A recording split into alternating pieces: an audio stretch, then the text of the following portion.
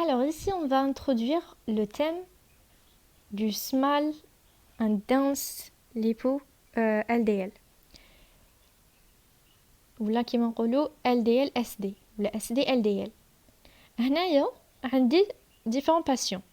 4 patients كاع عندهم le même LDL cholestérol 125 mg par décilitre. Mais Maria عندها le risque le plus haut. علاش؟ parce que عندها ال SD LDL بزاف.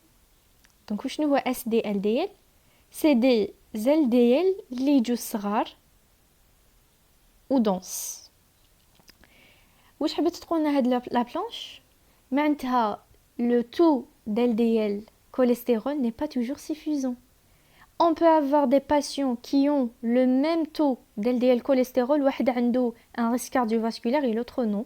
علاش؟ parce que كل واحد منه الشكل تاع ال LDL اللي راهو عنده. واحد عنده ال LDL des particules كبار وشويه. واحد عنده ال LDL des particules صغار وبزاف. et justement هذوك les particules صغار هما اللي يقدروا يروحوا لي تيشو، هما اللي يقدروا تصرى لهم une oxydation ولا une oxygénation. D'accord. Peut-être vous disiez le côté gauche عندي 2 LDL و في le côté droit عندي 4 LDL. علاش le dosage ما يخرجليش الفالور تاعهم بدله؟ non, le dosage هو يخرج لنا ال LDL cholestérol, c'est-à-dire le cholestérol اللي جاي داخل les LDL. هذا ما كان ماهوش حيقول لك le nombre تاع les LDL.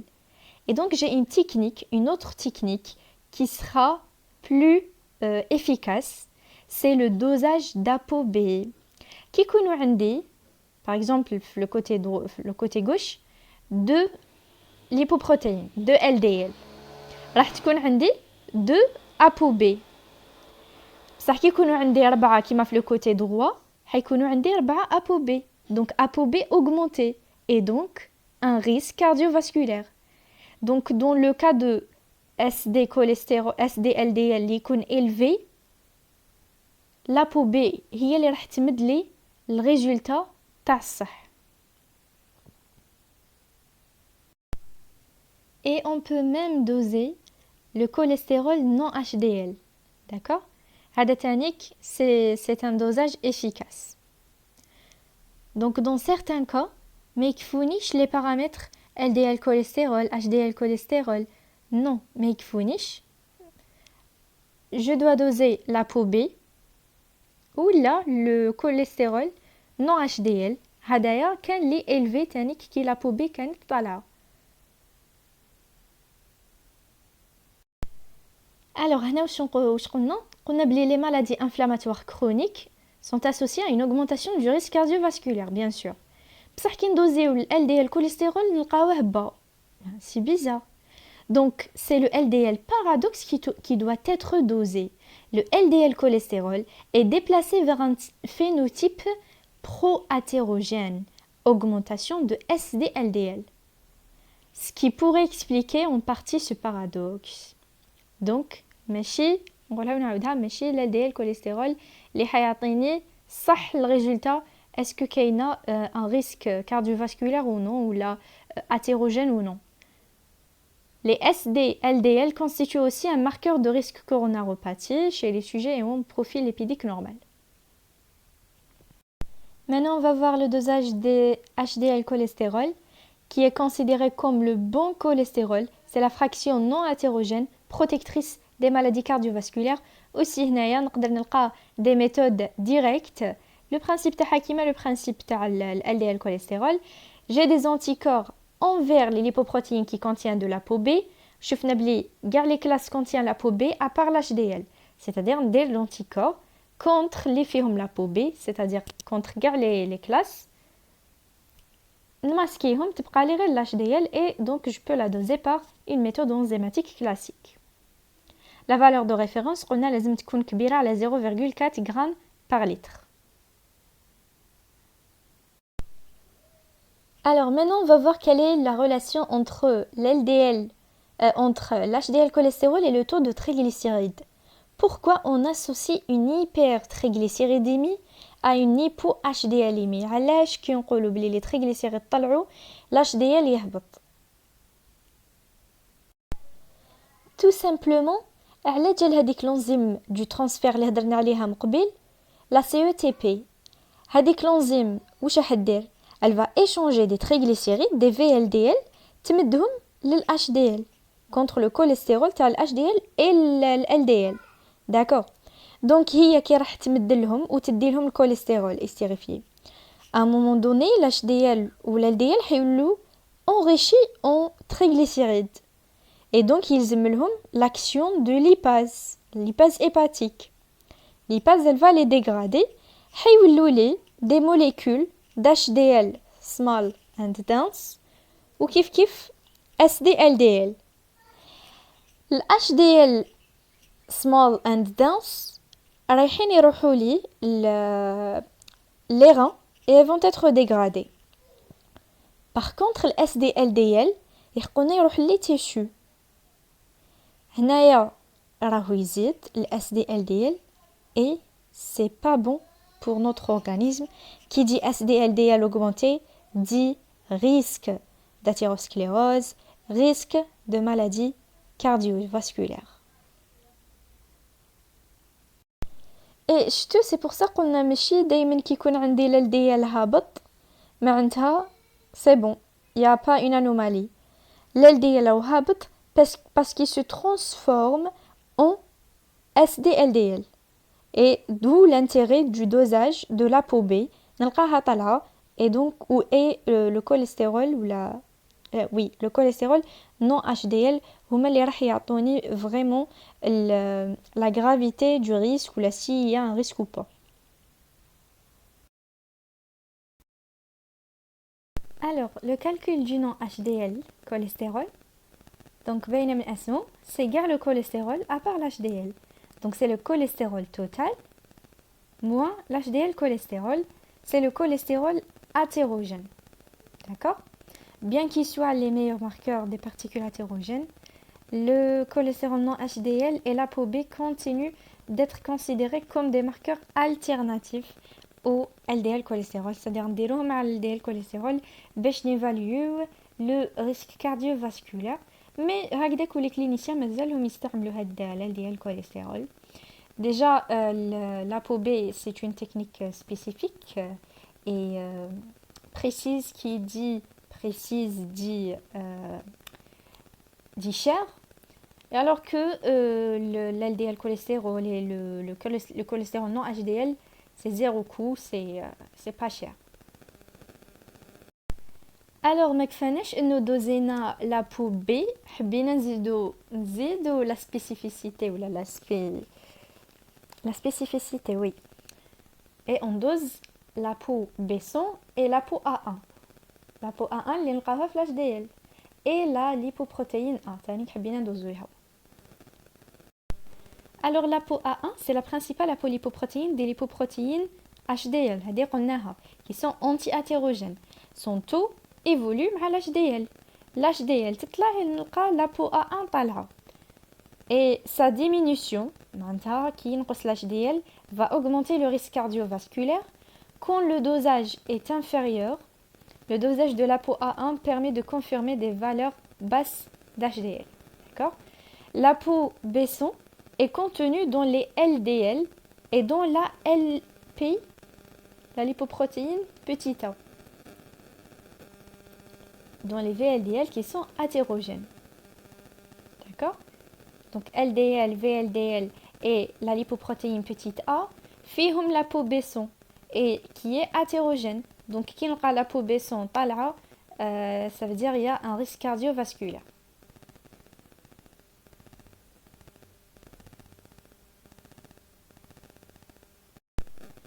et قلنا son dosage peut être indiqué lorsque le taux des triglycérides est supérieur à 3,5. حنا قلنا qu'on peut avoir le LDL cholestérol qui est faussement bas. علاش parce que les triglycérides راهم طالعين بزاف. كي راهم طالعين بزاف عندي un transfert ou un échange entre VLDL et LDL et HDL. Et donc, on dit la formation du small and dense cholestérol LDL.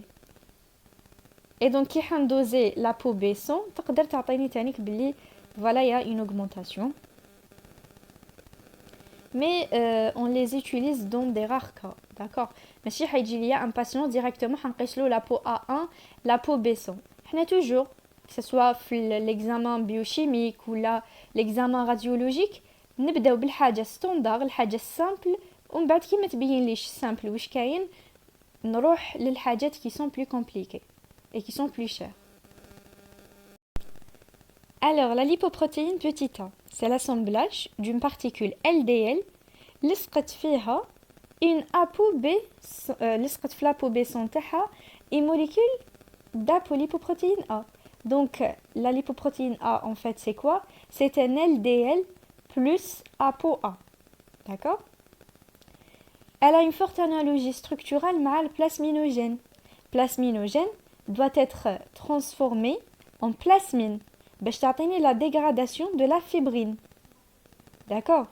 Donc si j'ai le plasminogène, donc elle a une analogie structurelle, c'est-à-dire elle va se placer place تاعو. Mais quand j'ai le rôle de le plasminogène ou il n'y aura pas la transformation, il n'y aura pas une dégradation de la fibrine et donc ça va aller une coagulation, bien une thrombose. Donc c'est hétérogène, c'est thrombogène et donc ça va augmenter le risque cardiovasculaire. La lipoprotéine A n'est pas considérée comme une cible de traitement. Son taux est génétiquement déterminé, ne pas repérer le dosage plus de 2 fois, ne pas répéter. L'hypercholestérolémie familiale s'accompagne souvent d'une augmentation de concentration de la lipoprotéine A. Un taux élevé de la lipoprotéine peut expliquer une apparente résistance aux statines, hypocholestérolémie. C'est-à-dire la lipoprotéine petite a, elle résiste, ما يخدمش فيها هاد le traitement. ما يخدمش فيها les statines qui sont des hypocholestérolémiants, اللي يهبطوا لي le cholestérol. Il s'agit d'une pseudo-résistance parce que ce traitement n'a aucun effet sur le cholestérol transporté par les lipoprotéines A. Donc, qui نحب doser le LDL cholestérol vrai parce qu'أنا كي نقيس LDL وقلت باللي la lipoprotéine A c'est LDL plus ApoA. Donc يقدروا هذوك les valeurs اللي عندي c'est تاع LDL et la lipoprotéine A. Donc أنا حبيت نقيس غير LDL cholestérol. واش حندير LDL cholestérol sensible au c'est l'LDL cholestérol mesuré moins cholestérol lipoprotéine A. D'accord? Donc l'ilqaitou moins le cholestérol lipoprotéine A, je vais trouver le cholestérol LDL sensible aux statines. Donc c'est ça le point de différence entre l'LDL cholestérol et la lipoprotéine A. Entre l'LDL et la lipoprotéine A, c'est que la lipoprotéine A, elle résiste les statines, alors que l'LDL, non, il fait les statines. Alors, les rapports d'hétérogénécité.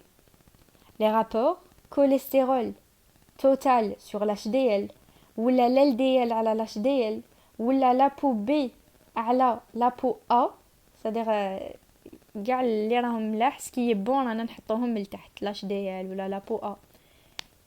هادوما constituent un indice d'hétérogénécité révélateur du risque artériel et surtout coronarien. D'accord? حنا نخافوا le risque artériel surtout quand il touche les artères coronaires. C'est les artères تاع le cœur. Et donc كي تكون كاينه فيهم une obstruction, on peut avoir une infarctus du myocarde. Donc le cœur ما يوليش يخدم ليه et c'est un risque. Alors si le rapport cholestérol total sur HDL est supérieur à 5 ou là 4,5, l'LDL sur HDL est supérieur à 3,5 ou là 3,2 et l'ApoB sur ApoA est supérieur à 1, هنايا نهضروا على le risque hétérogène. Ces rapports sont plutôt valables pour les études épidémiologiques, etc. Donc, المهم هنهضرنا حنا على لو دوزاج du cholestérol total تاع ال HDL تاع ال LDL تاع لا بوبي هضرنا عليهم كاع. دوكا هاد لو دوزاج نقدروا نجبدوا ان indice d'hétérogénéité. C'est quand on va doser le mauvais sur le bon. D'accord? Et donc, قد ما كبرت لي la valeur, c'est un risque hétérogène. La validité du bilan lipidique dépend de quelques règles. Je connais le bilan lipidique تاعي valide, c'est-à-dire les valeurs تاعو صح, ils sont corrects. Le sérum prélevé sur un tube sec, d'accord? Mais déjà les anticoagulants parce qu'ils vont sous-estimer le dosage des lipides. يحبطوهم. Jeûne de 12 heures, pas pour tous les paramètres remis en cause. À distance, donc on peut avoir le jeûne ou pas. À distance d'une grossesse, 3 mois après un accouchement. Parce que la grossesse, ils aident le cholestérol ou les triglycérides. D'accord?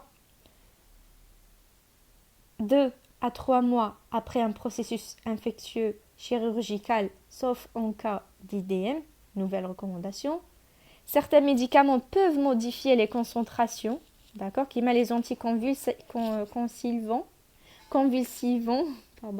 l'œstroprogestatif et les hypolipémiants. Donc c'est surtout quand on parle هاد الحاجات باينين كنقول لك باللي le sérum, les anticoagulants déjà باينين. Le jeûne, la grossesse déjà على بالنا باللي l'augmentation تاع le poids de la femme, elle n'est pas due à la graisse, mais parce qu'elle est enceinte. Les processus infectieux chirurgicaux, certains médicaments et des taux élevés de vitamine C ou la en bilirubine, une sous-estimation. Donc, je fais oublier les anticoagulants, sous-estimation, la vitamine C, bilirubine, sous-estimation, parce qu'ils déroulent une compétition, d'accord, avec le substrat. Et des concentrations importantes en hémoglobine, une surestimation. Sous-estimation pour les anticoagulants et la vitamine C. Surestimation pour des valeurs ou des concentrations importantes en hémoglobine. Importance de renseignement clinique, fiche de renseignement bien sûr. On ne peut pas séparer la clinique de la biochimie. On va poser la question, est-ce qu'on doit être à jeun quand on fait un test lipidique? Ils ont fait une étude canadienne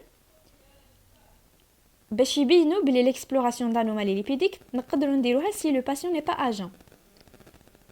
جابوا des personnes اللي سياو فيهم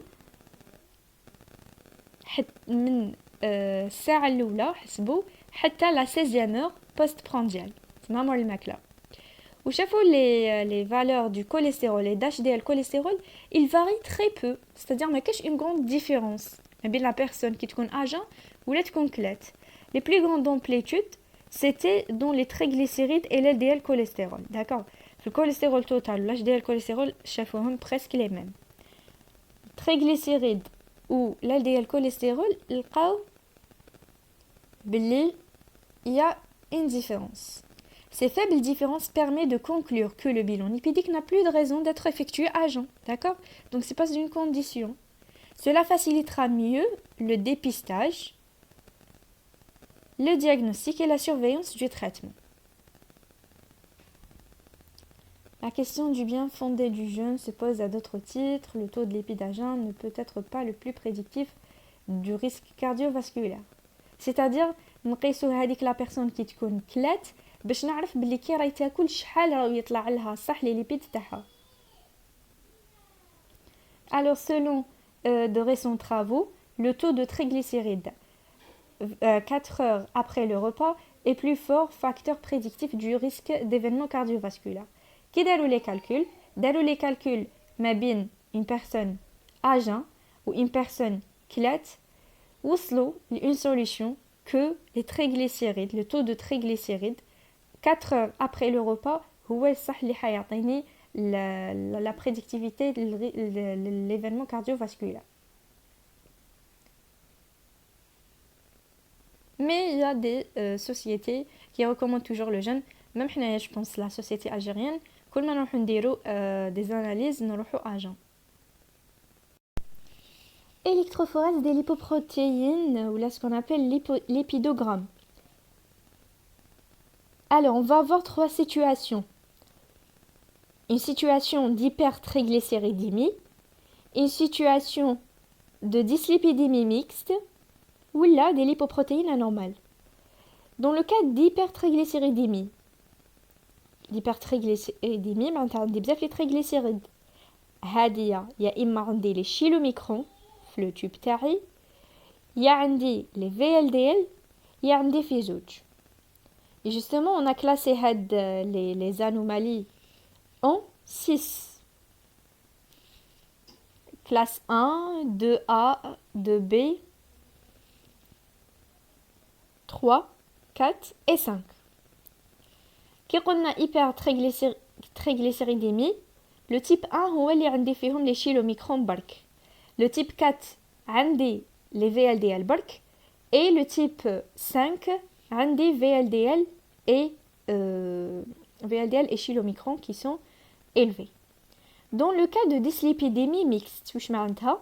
معناتها les triglycérides طالعين et le cholestérol طالع. هنايا le type 2B c'est كيكونوا عندي les LDL et VLDL, d'accord? C'est-à-dire عندي اللي فيهم les triglycérides مطالعين واللي فيهم le cholestérol مطالعين. Ou bien dans le type 3 اللي فيه IDL. IDL قلنا باللي فيه 50% كوليسترول 50% triglycérides. Et donc نقدر نلقاه طالع في dyslipidémie mixte ولا lipoprotéine anormale.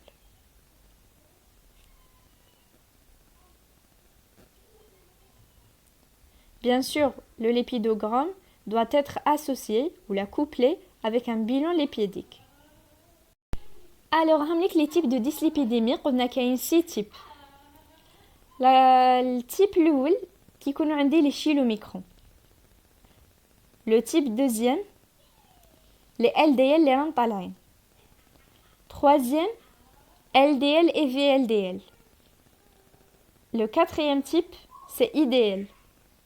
Cinquième type, c'est VLDL. Et le sixième type, c'est chylomicron et VLDL. La dyslipidémie, la première, c'est hypertriglycéridémie exogène. Exogène, c'est les chylomicrons. هنا واش راح يكون عندي l'aspect latescent, l'aspect du sérum. Crémage. قبل قلنا كي نهضروا على crémage, c'est les chylomicrons. Le cholestérol total est normal ou là élevé. Les triglycérides, ils sont très élevés. Dans la dyslipidémie de A, je vais avoir une hypercholestérolémie essentielle. Hypercholestérolémie essentielle, les LDL les font essentiellement du cholestérol. Et donc, je vais avoir l'aspect déjà, c'est clair. On clair le sérum qui est normal ou là qui est une hypercholestérolémie. Les triglycérides les déroulent des troubles dans le sérum. Mais le cholestérol a un aspect clair. Les triglycérides sont normales parce que le cholestérol est là. 2B, c'est hyperlipidémie mixte ou la combinée. Mixte, hyperlipidémie, et le cholestérol et les triglycérides. On va avoir un aspect opalescent. D'accord? C'est les LDL ou les VLDL les طلعوا. Donc c'est le cholestérol et les triglycérides. De type 3, c'est la 10-bêta lipoprotéinémie. C'est les IDL, un aspect opalescent tani, عطاوني cholestérol total et triglycérides élevés. كيف كيما اللي قبلها. De type 4, قلنا حيكون عندي le VLDL élevé. Donc شفاو. Les chylomicrons élevés, c'est le type 1. Les VLDL برك, c'est le type 4. Chylomicrons et VLDL, c'est le type 5. D'accord? et كي يكون عندي bon وين حبسنا type 4 hypertriglycéridémie endogène. Qui dit endogène, c'est les VLDL, triglycérides élevés, cholestérol normal et un aspect opalson. Et la cinquième, c'est hypertriglycéridémie mixte, ماشي hyperlipidémie. Hyperlipidémie معناتها le cholestérol et triglycérides. بصح كي نقول hypertriglycéridémie mixte معناتها في زوج عندهم triglycérides élevés بصح كل وحده كيفاش دايره. دونك وحده شيلوميكرون وحده VLDL. D'accord.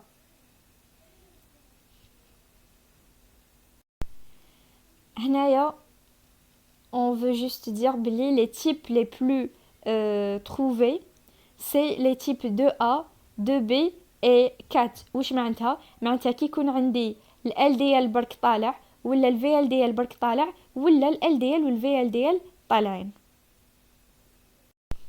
Il faut d'abord éliminer une dyslipidémie secondaire. Il y a une dyslipidémie secondaire et primaire. Primaire, تكون عندي génétique, c'est-à-dire si vous voulez ZBH ou là une mutation في les gènes. Et secondaire, qu'il y a d'autres troubles اللي عطاو لي dyslipidémie. Donc le dosage de certains paramètres biochimiques est indiqué باش نديرو la différence بيناتهم. Par exemple, le dosage de glycémie. Donc كي كانت عندي بزاف كي كان عندي le diabète, il y a une relation ما بين le diabète et les lipides, le glucose et les lipides. على بالنا بلي ils vont être stockés sous forme de lipides. Mesure des enzymes hépatiques, نعرفوا بلي ما كانش un problème في le foie. Dosage de la créatinémie, si c'est pas un problème rénal. Dosage de la TSH, etc. Vérifier si prise médicamenteuse. Et voilà. Donc, si on traite la cause, la dyslipidémie va disparaître. Et la primaire, c'est quand on a un problème génétique qui peut toucher un seul gène ou là plusieurs gènes, plus les facteurs nutritionnels qui vont déclencher ça, qui est l'obésité et diabète. Donc on aura hypercholestérolémie primaire ou la hypertriglycéridémie primaire ou la hyperlipidémie mixte, c'est-à-dire et le cholestérol et les triglycérides sont élevés, un déficit génétique en ApoA1, déficit génétique en ApoB. Toujours on a les types les plus élevés. Il y a un LDL برك اللي طالع, il y a un donc l'LDL برك اللي طالع c'est la 2A, il y a un le VLDL اللي طالع c'est la 4 et il y a un les deux طالعين donc c'est la 2B. Exemple d'hypercholestérolémie familiale, c'est une anomalie génétique à transmission autosomique dominante. C'est-à-dire en rapport avec mutation de l'un des trois gènes. Il y a imma l'LDL récepteur qui est muté, il y a la POB, il y a la PCSK9. La mutation de la POB est la moins sévère. Et la maladie héréditaire راح تزيد لي d'une façon très importante le risque de maladie cardiovasculaire. Et donc, la plus sévère et la plus connue, c'est la mutation de le gène du LDL récepteur. Ça représente 90%. Puis, on a de l'ApoB et enfin, on a la PCSK.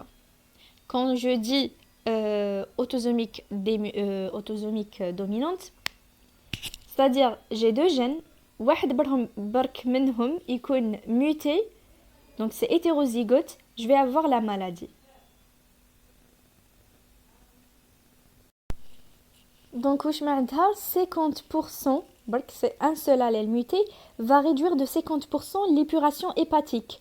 Car les LDL, ils ne vont pas être épurés par le foie et donc le tout, LDL, cholestérol, je vais avoir des pathologies. Alors, dans cette maladie familiale, on a deux formes. Il y a la forme hétérozygote. Il y a la forme homozygote. Oui, les deux allèles sont touchés. La forme hétérozygote, bien sûr, c'est moins sévère que la deuxième. LDL cholestérol est entre 2 et 4. Et les patients développent une maladie coronaire, par exemple une infarctus du myocarde, avant l'âge de 55 ans pour l'homme et 60 ans pour la femme. Alors que l'homozygote, qui est très rare, هنايا le cholestérol c'est supérieur à 6 grammes par litre. D'accord? Les patients vont développer maladie coronaire précocement avec un risque de décès avant l'âge de 20 ans. Donc c'est une situation à haut risque cardiovasculaire. Quelle de forme? La plus dangereuse, c'est l'homozygote bien sûr.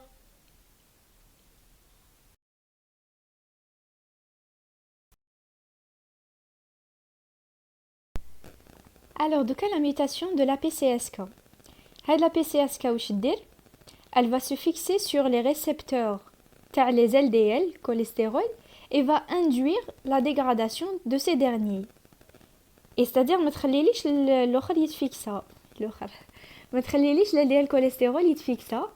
Et c'est comme si عندي une mutation le récepteur LDL cholestérol. Donc, je vais avoir les mêmes résultats. Et heureusement, la génétique des anticorps anti-PCSK, c'est un nouveau traitement hypocholestérolémie. D'accord? Parce que qui m'a canouchi fixé quand il y a une hypercholestérolémie, qui les récepteurs de l'eau, donc c'est une hypocholestérolémie. Mais il a un coût très élevé. Voici d'autres exemples de dyslipidémie primitive. Bon, je ne vais pas les détailler, gars, pour être à l'aise. عندي برك نهضروا le principe. La maladie de Tangier, هنايا عندي un déficit تاع le gène ABCA1. هدايا le gène اللي يدير لي قلنا اللي il va estérifier le cholestérol ويدخلو داخل HDL. يقدر يكون عندي un déficit en ApoA1. Donc très basse concentration en HDL. يقدر يكون عندي un déficit en L4. Donc L4 c'est les cytine cholestérol acyltransférase. هدايا اللي يدير لي l'estérification du cholestérol plasmatique. Ou là un déficit en CETP اللي قلنا اللي يدير لي بين VLDL ou l'HDL un échange. Que faire devant une dyslipidémie? Alors, il faut corriger les facteurs de risque. Si le diabète, régler le diabète, si il est obèse, régler le poids, d'accord. Et toute anomalie a un traitement, bien sûr. Et on peut aussi prescrire des règles hygiéno-diététiques, le régime, le sport. Maintenant, on fait l'athérogénèse. C'est le processus de formation des athéromes. C'est des dépôts de lipoprotéines, d'accord? C'est l'accumulation des lipoprotéines sur les parois des artères. Tu as une masse fiha les lipoprotéines, athérome, donc athérosclérose. Alors, la structure de la paroi artérielle, نعرفوا باللي فيها 3 couches. L'intima, qui est la couche la plus interne, اللي فيها les cellules endothéliales. عندي la média, اللي فيها surtout les cellules musculaires et un tissu conjonctif intercellulaire. وعندي l'adventice, c'est du tissu conjonctif et tissu adipeux. Ce qui va nous intéresser surtout, c'est l'intime. D'accord? Alors, l'athérosclérose est une maladie polyfactorielle. Elle est très fréquente. Elle est l'un des grands problèmes de santé publique. Principale caractéristique, c'est son évolution silencieuse pendant de très nombreuses années. Et comme on a vu en biochimie, c'est que en augmentant de l'âge, on est en train d'augmenter les facteurs de risque de l'athérosclérose. Oui. Donc, elle est définie par l'Organisation mondiale de la santé comme une association de remaniement de l'intima. C'est pour ça qu'on a l'intima, des artères de gros et moyen calibre consistant à une accumulation des lipides, des glucides complexes, de sang et dépôts calcaires avec remaniement de la média. Donc, tu connais les lipides. يكونوا معها تاني des dépôts calcaires, voilà, des glucides complexes.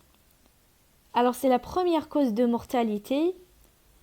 C'est un processus naturel de réponse à une agression chronique de la paroi artérielle hypertension artérielle, radicaux oxydants, infection qui peut provoquer des micro-lésions au niveau de la paroi artérielle. En fait, هذه نخافوها surtout هي واش يكون عندنا une lésion sur une paroi artérielle. Les LDL qui يلقاو بلي كاينه une lésion, ils vont venir et s'installer dans cette région-là. Les macrophages qui يشوفوا بلي راهم كاينين les LDL رايحين يتبعوهم. D'accord? وتصرا هذيك la réaction, la réponse. Alors حتكوني en 3 étapes: strie lipidique, ومن بعد plaque d'athérome, ومن بعد les complications. Strie, plaque, complications, rupture, thrombose. حنايا هاد l'athérome ولا هاد la plaque نخافوها surtout quand elle se détache de la paroi. D'accord? Parce que imaginez que le patient, il est hyper tendu. Là, il a un écoulement sanguin très important. L'écoulement sanguin très important, il va causer le détachement de cette plaque d'athérome. Et quand elle va se détacher, le vaisseau peut-être اللي راهي فيه راهو كبير, كي يلحق un vaisseau اللي جاي قدو, il va le boucher. Et donc ischémie, et ça peut arriver à une nécrose. Alors, كيفاش يصرى هذا البروسيسوس؟ قلنا كانت عندنا une lésion. ومن بعد لي ليبوبروتيين يجوا باش يعطيو لي ليبيد باش يعاودوا يشكلوا une nouvelle membrane vasculaire. Mais إذا كانوا ال LDL en excès, قلنا بلي ils sont modifiés et oxydés. Et donc ils ne sont pas reconnus. يعرفوهم les macrophages, ils vont les capter, maquage rétrocontrôle, il y aura la formation des cellules spumeuses. D'accord? L'accumulation de ces cellules spumeuses-là, c'est des plaques, etc. Ça va donner une masse importante. Alors en fait, la strie lipidique, c'est quoi? C'est l'accumulation des cellules spumeuses. Et la lésion, c'est une lésion réversible, elle peut toucher même les enfants, d'accord? On en a développé au fiha fi hayatna. Et la deuxième étape, c'est la plaque. L'étape où je vais comme si les fibres collagènes ou les muscles donc يحسوا انهم يخبوا هذيك l'accumulation des lipides. Donc il y aura une formation d'une le cœur lipidique échappe fibreuse.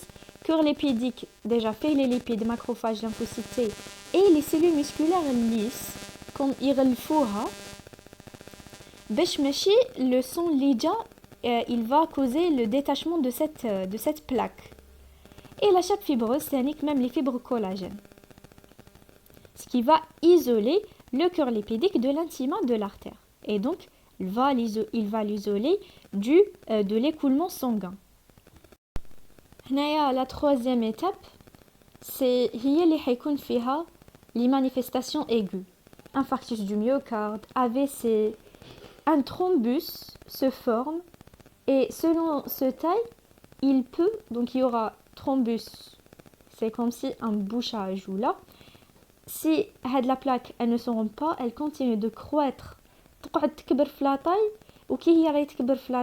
Elle va diminuer le diamètre de l'artère jusqu'à l'obstruer complètement. Et donc, il n'y aura pas un passage sanguin et c'est la nécrose.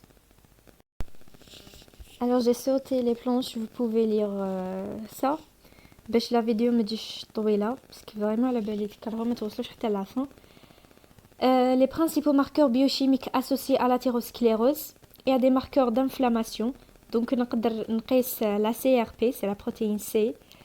نقدر نلقاها فوق 1, donc c'est une augmentation modérée تاع le risque, mais إذا كانت فوق 3, c'est une augmentation élevée du risque, d'accord? On peut doser l'hypoprotéine associated phospholipase A2 et elle est sécrétée par les cellules inflammatoires. Donc si un taux élevé, l'inflammation est élevée et donc un risque d'événements coronaires et cérébrovasculaires. Aussi des marqueurs lipoprotéiques parce qu'il y a une relation entre les anomalies lipoprotéiques et l'athérosclérose. Donc on peut doser la lipoprotéine petit a, les petites particules denses small and dense LDL et les particules oxydées de LDL. Alors on est arrivé à la fin de cette vidéo qui est vraiment longue. J'espère que ça a été clair, ça c'est le très important et bon courage. Assalamu alaikum.